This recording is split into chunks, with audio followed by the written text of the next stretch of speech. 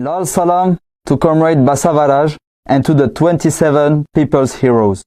We, as the fighters and commanders of the People's Army TICO, have learned that the Communist Party of India Maoist General Secretary Nambala Keshav Rao, known as Basavaraj, and 27 commanders and fighters of the People's Liberation Guerrilla Army were immortalized on May 21. For this reason, we send our condolences to all the workers, peasants, and laborers of India, especially to the fighters and commanders of our sibling army, PLGA. We respect the memory of the immortals and declare our eternal commitment to their struggle. Throughout his entire life of struggle, Comrade Basavaraj worked for the liberation of the workers and peasants with a consciousness of fire and a will of steel.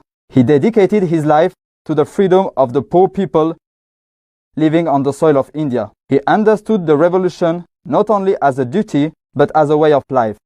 And he brought the Indian Revolution into existence in his own life. He passed through the enemy circle countless times. He repeatedly carried out revolutionary attacks against the enemies of the people and against Indian reaction, and was in the leading position of these attacks. Comrade Basavaraj will live forever in the struggle of the workers and peasants and the international proletariat for the People's Democratic Revolution, socialism, and communism. The reactionary Indian state, with its expansionist policy and as the gendarmerie of imperialism in South Asia, is pursuing an aggressive policy against the people inside the country and against the lands of other countries in the region.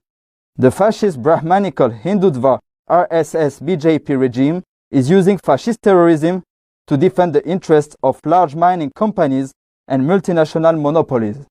Under the name of Operation Against Maoist Guerrillas, it is massacring indigenous peoples who resist large mining companies and manipulating these operations by presenting everyone they killed as guerrillas. In today's world, where the imperialists are preparing for a new sharing war, imperialist competition has gained momentum in South Asia. The struggle for dominance over new trade routes has increased regional conflicts. On one side, the struggle for hegemony between the imperialist bloc led by the US and China continues. On the other side, the regional competition between Indian expansionism and Chinese imperialism.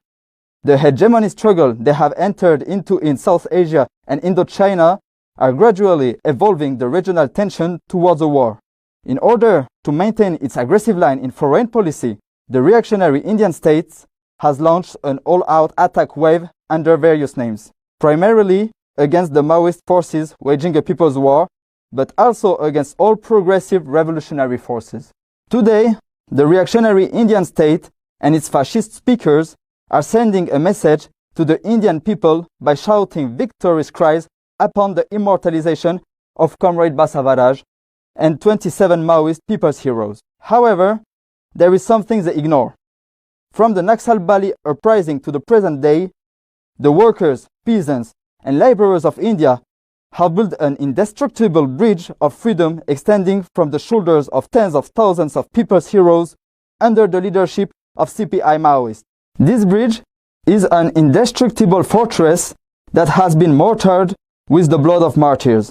The current name of this fortress is CPI Maoist. Therefore, just as the great communist leader Comrade Charu Mazumdar said, now is not the time to be sad, comrades, but to rise up like fire. We believe that this twist that history has brought before us today will only be an occasion to leap even further on the illuminated path of Marxism, Leninism, Maoism, in the flowing struggle of the masses like a flood.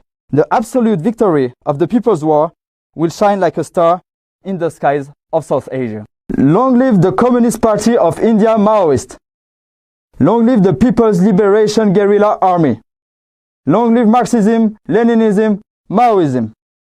Martyrs of the revolution are immortals. TKPML TICO Command.